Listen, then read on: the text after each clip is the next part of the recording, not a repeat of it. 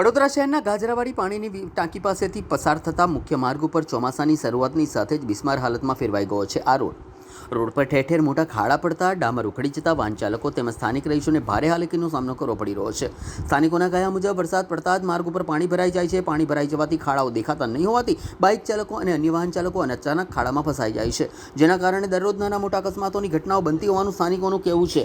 રહીશોએ જણાવ્યું હતું કે આ માર્ગ ઉપરથી એમ્બ્યુલન્સ, ફાયર બ્રિગેડ અને અન્ય ઇમરજન્સી સેવાનો વાહનો પણ અવરજવર કરે છે। આવી સ્થિતિમાં રસ્તાની ખરાબ હાલતને કારણે ઇમરજન્સી સમયે ગંભીર પરિસ્થિતિ સર્જાઈ શકે છે તેવી આશંકા પણ વ્યક્ત કરાઈ છે। ત્યારે આ મુદ્દે વોર્ડ નંબર 14ના કોર્પોરેટરે તંત્રની કામગીરી સામે આક્રોશ વ્યક્ત કર્યો હતો। તેમના જણાવ્યા મુજબ માર્ગના સમારકામ માટે અનેક વખત રજૂઆતો કરવામાં આવી છતાં હજી સુધી કોઈ અસરકારક કાર્યવાહી કરવામાં આવી નથી। કોર્પોરેટરે તાત્કાલિક ખાડાઓનું પુરાણ, માર્ગનું સમારકામ અને નવા રોડના નિર્માણની માંગણી કરી છે।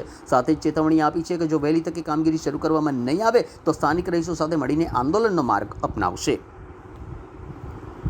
વોર્ડ નંબર 14નો વિસ્તાર છે, ગાજરાવાડી પાણી ટાંકી પાણીનો વિસ્તાર છે। ત્યાં ગણપતિ મંદિર પણ આવેલું છે। દર મંગળવારે ભક્તોનો મોટા હોય છે। એવા જ રોડ જ્યાં વારંવાર રોડ બનાવવામાં આવે, આ લગભગ આ કામ પ્રોજેક્ટ ડિપાર્ટમેન્ટનું કામ છે। વારંવાર જગ્યાએ રોડ બનાવવામાં આવે, પાછા રોડ એક પહેલાં જ વરસાદમાં ઝાપટું પડે કે રોડ પર ખાડા પડી જાય, લોકોના મનકા તૂટી જેવા રોડ છે। કેટલી વાર અવારનવાર એક્સિડન્ટ બનતા હોય અને કદાચ વરસાદનું પાણી ભરાય તો રોડ દેખાય ના તો એક્સિડન્ટ પણ બનતા હોય, લોકોને ઈજા થતી હોય છે। તો તંત્રનું અમે ધ્યાન દોર્યું છે। હમણાં જ હાલમાં જ હું ત્યાં અરજી લખાઈને આવ્યો છું કે રોડ વહેલી તકે રિપેર કરવામાં આવે, જેથી કરીને કોઈ ઈજા ના થાય અને કોઈ નુકસાન થાય। પરંતુ આ પહેલાં ડામર નાખો, આ પાછા ખાડા પૂરે પાછા ડામર નાખો એટલે જનતાના રૂપિયાનો ક્યાંક ને ક્યાંક વ્યય થતો દેખાઈ રહ્યો છે। એટલે તંત્રએ તો પહેલાં તંત્ર આને બરાબર લેવલિંગ કરવું જોઈએ। નીચે માટી હોય ત્યાં રોડા નાખીને રોલર ફેરવીને કમ્પ્લીટ રોડ થાય પછી ડામર નાખો, જેના કારણે રોડ વારંવાર તૂટે નહીં। આ તો તંત્ર જનતાના રૂપિયાનો વ્યય થઈ રહ્યો છે અને અધિકારીઓના ખિસ્સા માલામાલ થઈ રહ્યા છે।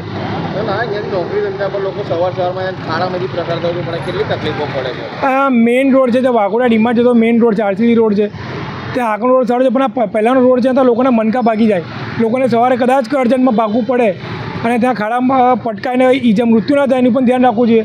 કારણ કે લોકો અહીંથી લોકો વારે ઘરે પસાર થતા મેઇન રોડ છે તો લોકોથી વારે ઘરે પસાર થતો રોડ છે, એ લોકોને ખૂબ જ તકલીફ થતી હોય છે, લોકોના વ્હીકલને નુકસાન થતું હોય છે, લોકોના કમરના મનકાને નુકસાન થતું હોય છે। એટલે એ પણ આપણે ધ્યાન આપવું જોઈએ છે। લાગે છે કે મહાનગરપાલિકાના જે એન્જિનિયરો છે ખાલી પંખાને કમિશનરે જાતે ફિલ્ડ પર ઉતરવું પડશે। કમિશનર એસી કેબિનમાંથી બહાર નીકળવું પડશે, કારણ કે કમિશનર એસી કેબિનમાં બેસીને ભાષણો કરશે, મીડિયા ઇન્ટરવ્યૂ આપશે, નહીં ચાલે। કમિશનરે પણ વોર્ડ નંબર 14માં આવીને પરિસ્થિતિનું જ જોવું પડશે કઈ રીતે પરિસ્થિતિ છે, કારણ કે એસી કેબિનમાં બેવાની ડિસ્ટન્સનું પાણી પીવાથી કંઈ નહીં થાય। પ્રજાના રૂપિયા છે તો જનતાનું નિરીક્ષણ પણ કરો કામનું, કે જનતાને આ વિસ્તારમાં વિશ્વાસ બેસે।